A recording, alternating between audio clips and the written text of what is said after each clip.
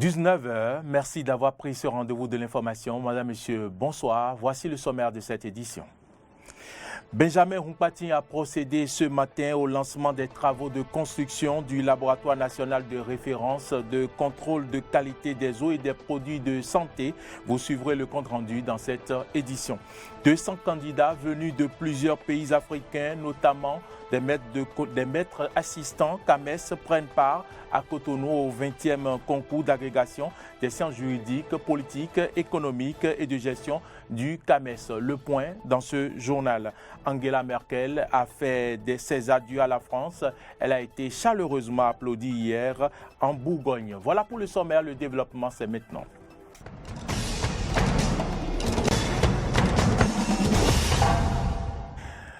Merci de nous préférer. Bienvenue à toutes et à tous.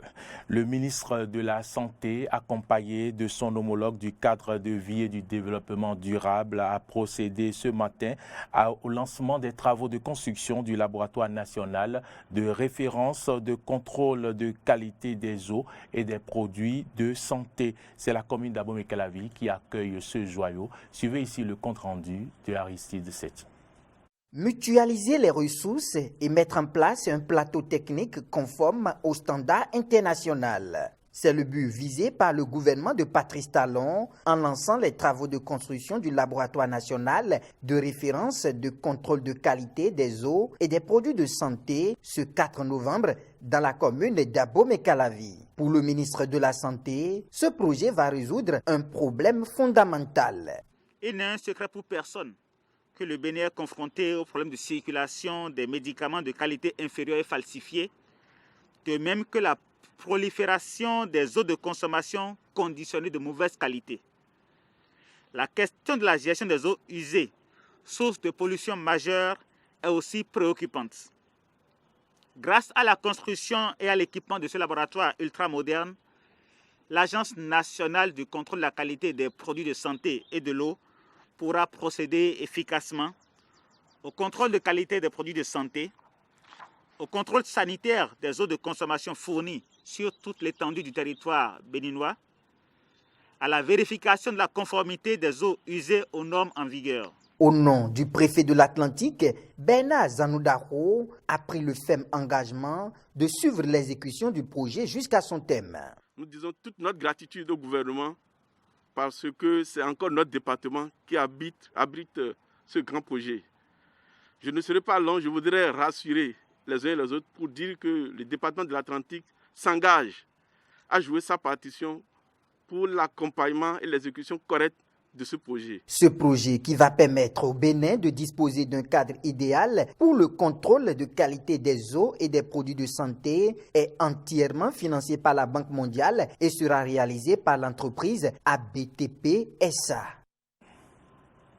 Cotonou abrite depuis ce matin et ce jusqu'au 17 novembre le 20e concours d'agrégation des sciences juridiques, politiques, économiques et de gestion du CAMES. 200 candidats venus de plusieurs pays africains, notamment des maîtres assistants CAMES, prennent part à cette compétition. Une fois admis, ils seront des maîtres de conférences agrégés du CAMES. Le ministre d'État chargé du développement et de la coordination de l'action gouvernementale représentant le chef de l'État a présidé la cérémonie d'ouverture des travaux. Clémence Tonoucoin pour le compte-rendu. 200 candidats intervenant dans les universités africaines avec le grade de maître assistant CAMES prennent part à cette compétition bisannuelle. Ils prétendent au grade de maître de conférence agrégé du CAMES après accréditation de leurs compétences dans les disciplines juridiques, politiques, économiques ou de gestion par un jury composé pour la circonstance. Les candidats qui seront retenus à l'issue d'une série de 3 épreuves, toutes éliminatoires, auront pour mission de transmettre le savoir dans les universités africaines. Ce concours permet de distinguer ceux qui, par leur capacité scientifique et pédagogique, auront la lourde tâche d'enseigner aux générations présentes et futures, puis de contribuer à l'élaboration et à l'enracinement de la doctrine.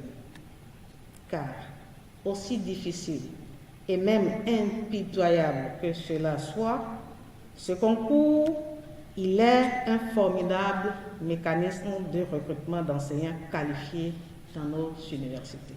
Le ministre d'État chargé du développement et de la coordination de l'action gouvernementale, représentant le chef de l'État dans son discours d'ouverture, a rappelé les récentes réformes engagées par le Bénin dans le domaine de l'enseignement supérieur et de la recherche scientifique.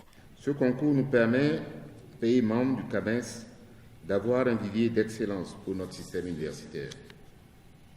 En effet, les défis économiques, sociaux et culturels de notre monde interconnecté et concurrentiel rendent encore plus nécessaire un système universitaire performant, avec des esprits fins, structurés, imaginatifs, inventifs et au service de leur métier. Conscient de la nécessité d'un système universitaire performant, le Bénin a procédé, il y a encore seulement quelques semaines, sous l'impulsion du président de la République, le président Patrice Talon, à la rénovation de la gouvernance universitaire et du statut des enseignants-chercheurs. C'est donc naturellement que le Bénin a accepté d'abriter cette 20e session du concours d'agrégation pour la sélection des meilleurs en sciences juridiques, politiques, économiques et de gestion. En abritant le 20e concours d'agrégation des sciences juridiques, politiques, économiques et de gestion du CAMES, le Bénin abrite ainsi pour la 3e fois cet événement scientifique et intellectuel après 1993 et 2009. Les concours d'entrée dans les lycées techniques agricoles se sont déroulés aujourd'hui sur toute l'étendue du territoire national. Il s'agit du concours de niveau 1 ouvert aux candidats titulaires du certificat d'études primaires âgés de 13 à 17 ans et celui du niveau 2 ouvert aux candidats âgés de 14 à 20 ans titulaires du brevet d'études du premier cycle ou du brevet d'études agricoles tropicales. Pour les 10 concours, un engouement notoire est observé, ce qui cadre bien avec les ambitions du gouvernement en matière de formation technique dans le domaine agricole et dans les lycées techniques agricoles. En témoigne l'effectif des candidatures cette année qui a connu une hausse de 45%. Le ministère du Travail et de la Fonction publique, en collaboration avec le ministère de la Santé, a initié avec l'appui du Bureau international du travail une formation sur la prévention des accidents de travail et des maladies professionnelles dans le secteur de la santé. C'était hier à Cotonou. L'objectif est de renforcement des capacités des travailleurs de la santé sur la sécurité et la santé au travail, notamment le contexte de la pandémie du Covid-19 à travers la maîtrise de la démarche HealthWise et de la liste d'actions Covid-19. Autre information dans ce journal, communément appelé le plus vieux métier du monde, le travail de sexe est généralement mal perçu par la société. Depuis quelques jours, le préfet du littoral, Alain Orunla, a démarré une opération de déguerpissement des centres dédiés à l'activité. Pour comprendre les dispositions juridiques en la matière, nous avons interrogé un juriste. Suivez les propos de Julio Tometin au micro de Clémence Lounoucoin. Le fait de donner du plaisir sexuel contre rémunération, l'état actuel de nos législations, la chose n'est pas interdite expressément. Il y a un certain nombre d'éléments autour qui sont plutôt interdits, que sont par exemple la prostitution forcée, c'est-à-dire le fait de contraindre quelqu'un à la prostitution. La prostitution d'enfants, c'est-à-dire toute personne n'ayant pas 18 ans. Il y a aussi, l'acte de prosélytisme, qui est le commerce autour de la prostitution. C'est-à-dire quoi? Peut-être quelqu'un qui, a à sa disposition un certain nombre de personnes et qu'il fait faire des actes de prostitution contre rémunération. Donc, il gagne, d'accord, au travers de l'activité de prostitution de ces personnes-là. Donc, ce sont ces trois aspects de la chose qui sont à l'état actuel de notre législation, plus précisément, de notre code pénal réprimé par la loi. La position en elle-même, la loi ne l'ayant pas interdit, donc tout ce qui n'est pas interdit est permis ou toléré. La première descente du préfet dans la zone de Zongo et autres, on pourrait peut-être, au-delà de l'acte de prostitution, on pourrait peut-être qualifier, il pourrait avoir poursuivi peut-être un acte d'atteinte à la pudeur. Parce que quand vous voyez comment ces gens-là sont habillés, au bord des voies, lorsque vous passez, forcément ça vous interpelle. C'est vrai que c'est la nuit, mais ça ne demeure pas moins qu'il peut s'agir d'une atteinte à la pureté. Encore qu'il y a récemment, les autorités policières ont fait passer un communiqué, il y a un communiqué qui est passé sur les réseaux sociaux par rapport au fait d'habillement qui pourrait être, comment dire, qu'il pourrait réprimer. Donc on peut mettre ça sur ce coup-là. La dernière descente, celle d'hier, a révélé aussi autre chose. Il se fait que lors de cette descente-là, on y a retrouvé dans ces lieux des mineurs. Donc ça entre en ligne, ça veut dire que c'est la prostitution de mineurs qui est une infraction. Il se fait qu'il y a un centre qui a été identifié comme un centre appartenant à un individu qui amène peut-être ces filles ou ces femmes-là, qui les loge, et sur la base de leur activité, lui, il a des revenus. On peut aussi qualifier, interpréter ça comme un acte de proxénétisme, donc toute chose qui pourrait justifier la descente du préfet. Hors du Bénin, il y a un an, le Premier ministre éthiopien a décidé de mener une guerre dans la région du Tigré. Le début d'un conflit d'une brutalité extrême avec de possibles crimes de guerre selon une enquête de l'ONU dévoilée hier. Et aujourd'hui, la situation est très incertaine. Les forces du Tigré se rapprochent de la capitale. Le pouvoir a décrété hier l'état d'urgence. Retour sur cette année de conflit avec nos confrères de RT France. Meurtrier, dévastateur, brutal, les adjectifs ne manquent pas pour décrire ce conflit qui n'en finit plus. Deux camps majeurs s'opposent depuis plus d'un an, le TPLF tigréen et les forces gouvernementales. Le Front de libération du peuple du Tigré est un ancien mouvement de rébellion né dans les années 70 pour défendre les intérêts de la population tigréenne dans le nord du pays face à l'ethnie dominante des Amaras. Le mouvement se transforme peu à peu en parti politique et accède au pouvoir au début des années 90. Pendant 30 ans, il dirige le pays jusqu'à l'accession au pouvoir d'Abiy Ahmed en 2018. Le TPLF refuse de se soumettre au pouvoir central et se replie alors sur le Tigré. C'est de là que part le conflit. Addis Abeba envoie ses troupes pour arrêter les leaders du TPLF et reprendre le contrôle de cette région. En réponse, une milice armée est alors créée, les forces de défense du Tigré. Le 4 novembre 2020, le Premier ministre éthiopien lance une opération militaire contre ces autorités régionales. Il les accuse d'avoir orchestré des attaques sur deux bases de l'armée fédérale. Nos forces de défense nationale ont été attaquées de dos ce soir, alors qu'elles gardaient un œil sur le côté pour défendre la nation. Les forces qui ont trahi l'Éthiopie ont attaqué les troupes des forces de défense alors qu'elles dormaient au camp et dans la ville de Mekele. Cet acte honteux sera évité une fois pour toutes grâce aux efforts conjoints du peuple éthiopien et du ministère de la Défense. En 3 semaines de combats acharnés, les forces gouvernementales parviennent à prendre le contrôle de la capitale régionale, Mekele. Mais cette intervention s'accompagne de nombreuses violences contre les civils, voire de crimes de guerre pour certains. Amnesty International accuse ainsi les troupes impliquées d'avoir violé des centaines de femmes et filles, imposant à certaines victimes esclavage sexuel et mutilation. Les forces gouvernementales et les milices ont commis des attaques systématiques contre les femmes et les filles, y compris donc les mineurs, dès les premiers jours de leur arrivée au Tigré et tout au long du conflit. Ce sont des viols de masse, cela signifie que les femmes sont violées par plusieurs hommes durant plusieurs jours. Certaines sont retenues comme esclaves sexuelles pendant des semaines, pendant lesquelles elles sont violées chaque jour.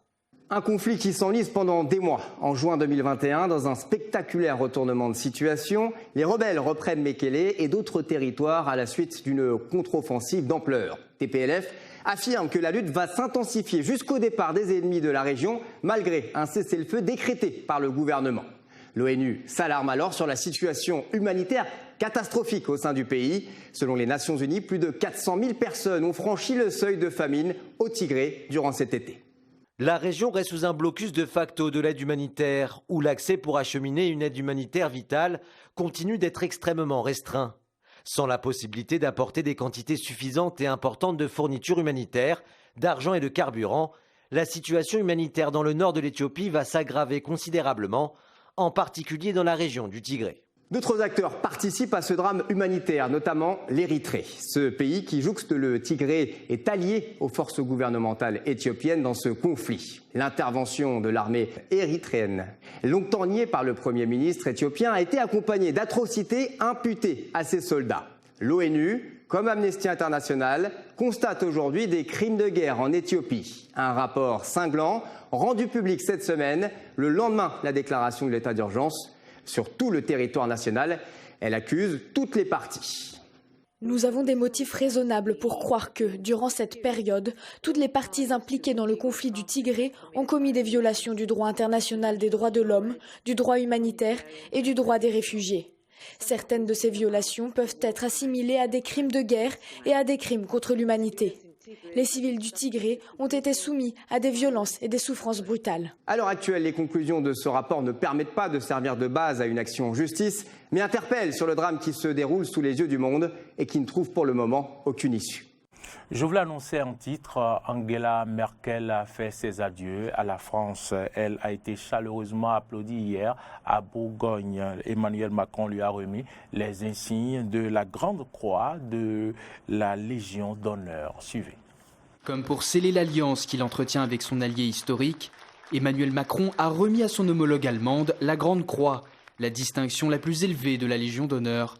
Une décoration également décernée à ses prédécesseurs Helmut Kohl ou Willy Brandt, qui a été le point d'orgue de cette dernière visite officielle d'Angela Merkel en France. Dès le début du mandat d'Emmanuel Macron, les deux dirigeants ont affiché un projet européen commun. En juin 2017, ils avaient scellé un pacte d'alliance lors d'un sommet à Bruxelles, promettant une refonte de l'UE sur 10 ans. Une rencontre pendant laquelle le président français avait notamment présenté son projet de défense européenne. Une coopération franco-allemande qui n'allait pas de soi, entre un président français affichant sa volonté de disruption et une chancelière jugée plutôt conservatrice. Plus récemment, les deux chefs d'État avaient assumé leurs différends. Angela Merkel avait concédé des confrontations dans un entretien au quotidien allemand Süddeutsche Zeitung. Bien sûr, nous avons des confrontations. Il existe des différences de mentalité entre nous et des différences dans notre compréhension des rôles. De son côté, le président français avait temporisé ses propos. Et moi, je ne crois ni à la confrontation stérile, ni à l'entente stérile. Je crois à la confrontation féconde. C'est-à-dire, on propose, on teste le partenaire et on essaie ensemble de bâtir un compromis.